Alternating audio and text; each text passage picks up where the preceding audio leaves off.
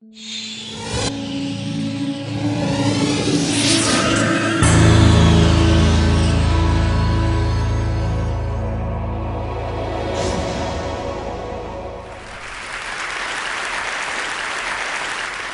that two American friends are traveling together in Italy. They go to see Michelangelo's David, and when they finally come face to face with the statue, they both freeze dead in their tracks. The first guy, we'll call him Adam, is transfixed by the beauty of the perfect human form. The second guy, we'll call him Bill, is transfixed by embarrassment at staring at the thing there in the center. So here's my question for you. Which one of these two guys was more likely to have voted for George Bush, which for Al Gore? I don't need to show of hands because we all have the same political stereotypes. We all know that it's Bill. And in this case, the stereotype corresponds to a reality. It really is a fact that liberals are much higher than conservatives on a major personality trait called openness to experience. People who are high on openness to experience just crave novelty, variety, diversity, new ideas, travel. People low on it like things that are familiar, that are safe and dependable. If you know about this trait, you can understand a lot of puzzles about human behavior. You can understand why artists are so different from accountants. You can actually predict what kinds of books they like to read, what kinds of places they like to travel to, and what kinds of food they like to eat. Once you understand this trait, you can understand why anybody would eat at Applebee's, but not anybody that you know.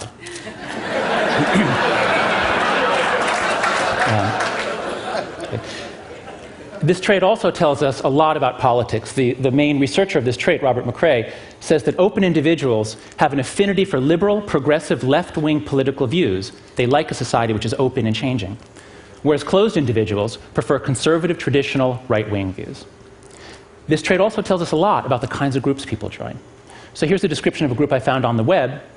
What kinds of people would join a global community welcoming people from every discipline and culture who seek a deeper understanding of the world and who hope to turn that understanding into a better future for us all? This is from some guy named Ted. Well, let's see now. If openness predicts who becomes liberal and openness predicts who becomes a Tedster, then might we predict that most Tedsters are liberal? Let's find out. I'm going to ask you to raise your hand whether you are liberal, left of center on social issues we're talking about primarily, or conservative, and I'll give a third option because I know there are a number of libertarians in the audience. So right now, please raise your hand down in the simulcast rooms too. Let's let everybody see who's here. Please raise your hand if you would say that you are liberal or left of center. Please raise your hand high right now. Okay. Please raise your hand if you'd say you're libertarian. Okay, about 2 dozen. And please raise your hand if you'd say you are right of center or conservative. 1, 2, 3, 4, 5, about 8 or 10. Okay. This is a bit of a problem. Because if our goal is to understand the world, to seek a deeper understanding of the world, our general lack of moral diversity here is going to make it harder. Because when people all share values, when people all share morals, they become a team. And once you engage the psychology of teams, it shuts down open-minded thinking. When the liberal team loses, as it did in 2004 and as it almost did in 2000, we comfort ourselves. We try to explain why half of America voted for the other team. We think they must be blinded by religion or by simple stupidity.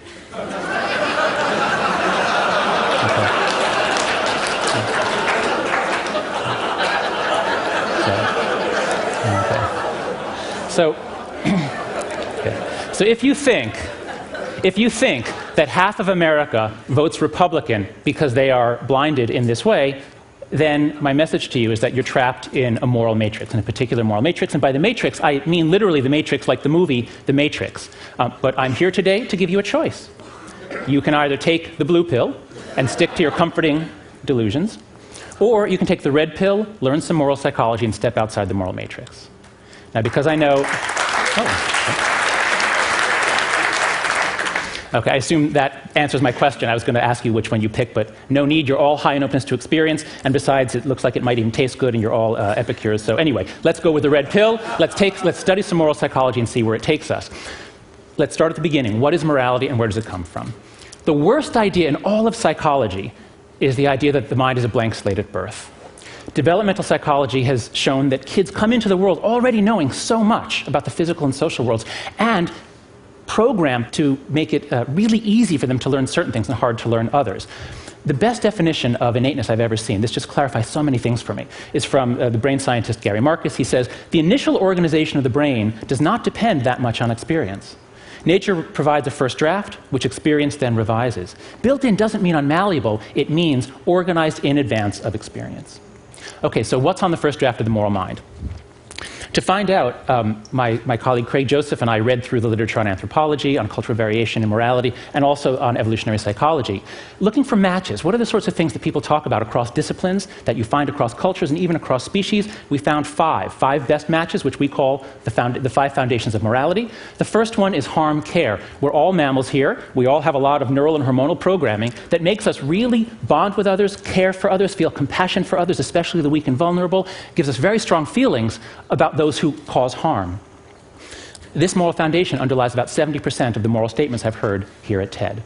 The second foundation is fairness, reciprocity. There's actually ambiguous evidence as to whether you find reciprocity in other animals, but the evidence for people could not be clearer. This Norman Rockwell painting is called The Golden Rule, and we heard about this from Karen Armstrong, of course, as the foundation of so many religions. That second foundation underlies the other 30% of the moral statements I've heard here at TED.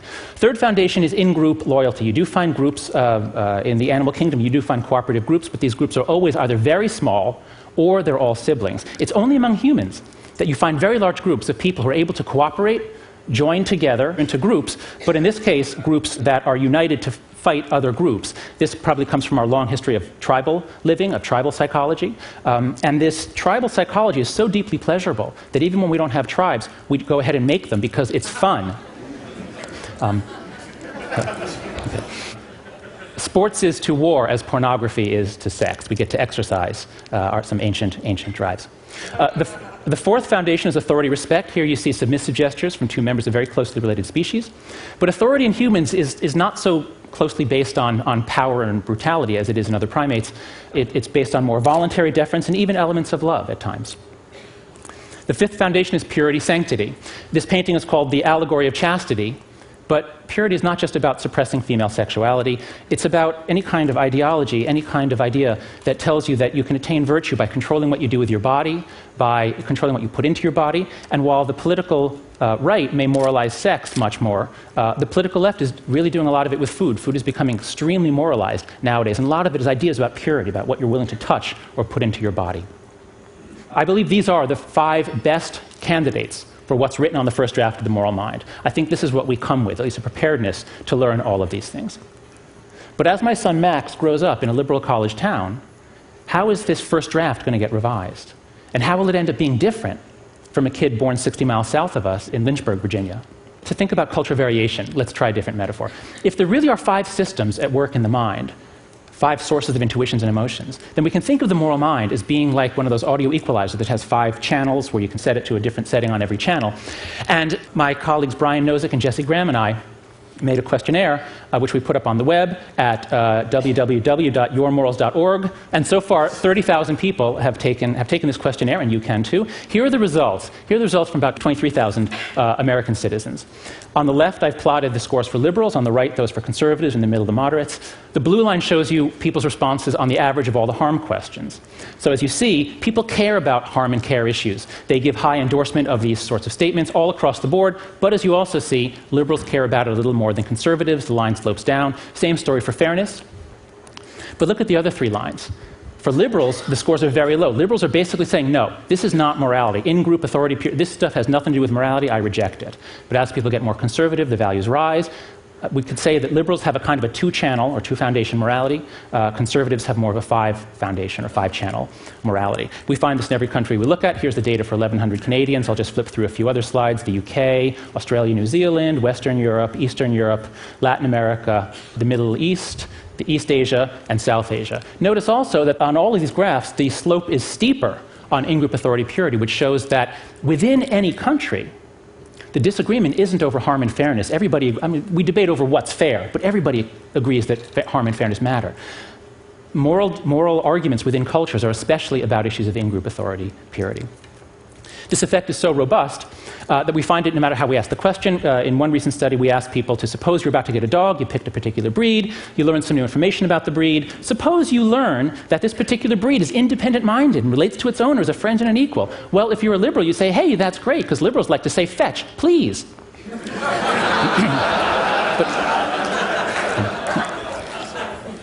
But if you're conservative, that's not so attractive. If you're conservative and you learn that a dog is extremely loyal to its home and family and doesn't warm up quickly to strangers, for conservative, well, loyalty is good. Dogs ought to be loyal. But to a liberal, it sounds like this dog is running for the Republican nomination. So you might say, okay, there are these differences between liberals and conservatives, but what makes those three other foundations moral? Aren't those just the foundations of xenophobia and authoritarianism and Puritanism? What makes them moral? The answer, I think, is contained in this incredible triptych from Hieronymus Bosch, The Garden of Earthly Delights. In the first panel, we see the moment of creation. All is ordered, all is beautiful, all the people and animals are doing what they're supposed to be doing, where they're supposed to be. But then, given the way of the world, things change. We get every person doing whatever he wants with every aperture of every other person and every other animal. Some of you might recognize this as the 60s. But the 60s inevitably gives way to the 70s, where the cuttings of the apertures hurt a little bit more. Of course, Bosch called this hell. So this triptych, these three panels, portray the timeless truth that order tends to decay, the truth of social entropy. But lest you think this is just some part of the Christian imagination where Christians have this weird problem with pleasure, here's the same story, the same progression, told in a paper that was published in Nature a few years ago, in which Ernst Fehr and Simon Gachter had people play a commons dilemma, a game in which you give people money, and then on each round of the game, they can put money into a common pot, and then the experimenter doubles what's in there, and then it's all divided among the players. So it's a really nice analog for all sorts of environmental issues, where we're asking people to make a sacrifice, and they themselves don't really benefit from their own sacrifice, but you really want everybody else to sacrifice, but everybody has a temptation to free ride. And what happens is that at first people start off reasonably cooperative. And this is all played anonymously. On the first round, people give about half of the money that they can, but they quickly see, you know what, other people aren't doing so much, so I don't want to be a sucker, I'm not going to cooperate, and so cooperation quickly decays from reasonably good down to close to zero. But then, and here's the trick, Fehr and Gachter said on the seventh round, they told people, you know what, new rule, if you want to give some of your own money to punish people who aren't contributing, you can do that.